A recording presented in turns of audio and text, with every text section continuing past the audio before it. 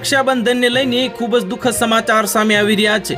આજકાલ બજારમાં રંગબેરંગી અને ટ્રેન્ડી રાખડીઓ વેચાઈ રહી છે, જેમાં કાર્ટૂન કેરેક્ટર, મેન્ટલ અથવા તો અન્ય ડિઝાઇન વાળી રાખડીઓનો સમાવેશ થાય છે। ભલે આ રાખડીઓ બાળકો કે યુવાનોને આકર્ષિત કરી શકે છે, પરંતુ ધાર્મિક દ્રષ્ટિકોણથી આ રાખડીનું વિશેષ મહત્વ હોય છે।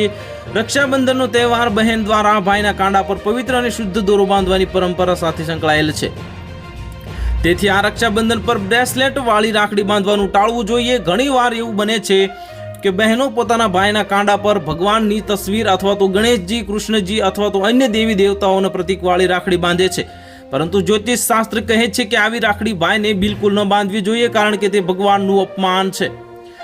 ઘણી વખત બહેનો પોતાના ભાઈઓને ખરાબ નજરથી બચાવવા માટે નજરબત્તુથી બનાવેલી રાખડીઓ બાંધે છે। ભલે આ રાખડીઓનો હેતુ ભાઈનું રક્ષણ કરવાનો હોય છે, પરંતુ ધાર્મિક દ્રષ્ટિકોણથી તેને અશુભ માનવામાં આવતી નથી, કારણ કે આ ખરાબ નજરને નકારાત્મક ઉર્જા સાથે સંકળાયેલું પ્રતીક માનવામાં આવે છે। તેથી આવી રાખડીઓ ન બાંધવી જોઈએ।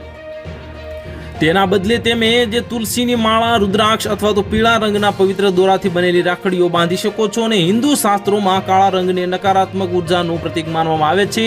તેથી રક્ષાબંધન જેવા પવિત્ર પ્રસંગે તમારા ભાઈને કાળા રંગની રાખડી ન બાંધવી જોઈએ। આમ કરવાથી તમારા ભાઈ પર ખરાબ અસર પડી શકે છે। તો હાલ માટે આટલું જ। મળીશું નવી અપડેટ સાથે। જો તમને અમારા વિડીયો પસંદ આવતા હોય તો વિડીયોને લાઇક કરી દેજો, ચેનલને સબસ્ક્રાઇબ કરી બાજુમાં આવેલા બેલ આઇકનને દબાવી દો, જેથી તમને આવા સમાચારની અપડેટ મળતી રહે।